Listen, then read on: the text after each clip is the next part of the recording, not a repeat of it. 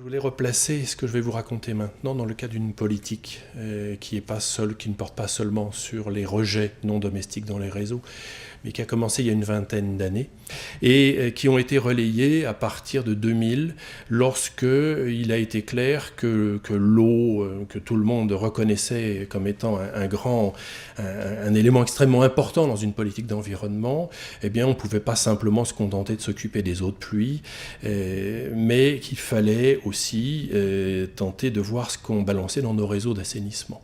À partir de 2004, eh bien, sur quelques idées claires comme celle-ci, on s'est mis en demeure d'aller enquêter. Donc on avait une liste d'un peu plus de 1970 acteurs à visiter. Il nous fallait 4 ans. Hein. Et finalement, notre étude, notre activité a porté sur pratiquement 300 producteurs d'eau usée qui rejetaient dans nos réseaux.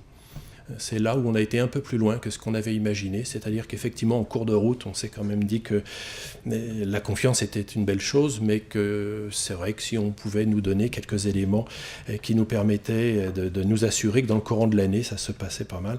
Donc de l'autocontrôle, sans s'interdire, puisque là, le maire avait été catégorique, là, il voulait qu'on mette en œuvre ses pouvoirs de police. Ça a été évoqué tout à l'heure, là, il était clair, il voulait qu'on aille jusqu'à mettre en œuvre les pouvoirs de police. Alors effectivement, là, un travail important, mais c'est là où le politique nous a soutenus. Hein, c'est que ces grands groupes, évidemment, quand on a la chance d'avoir un maire qui est président à l'Assemblée nationale de la Commission des activités économiques, évidemment, ça aide à ouvrir des portes.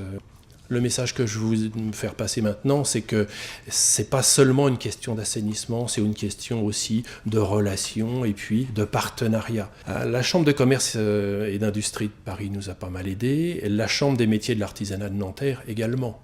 Ces gens-là ont été des acteurs, des relais extrêmement importants pour parler avec les artisans, les commerçants ou les industriels. Je ne vais pas les prendre un par un, hein, vous voyez, c'était pour vous dire qu'il a fallu 4 ans pour arriver pratiquement à faire le tour des 293 établissements et que finalement on a un taux maintenant de conformité qui est un petit peu supérieur à 87%.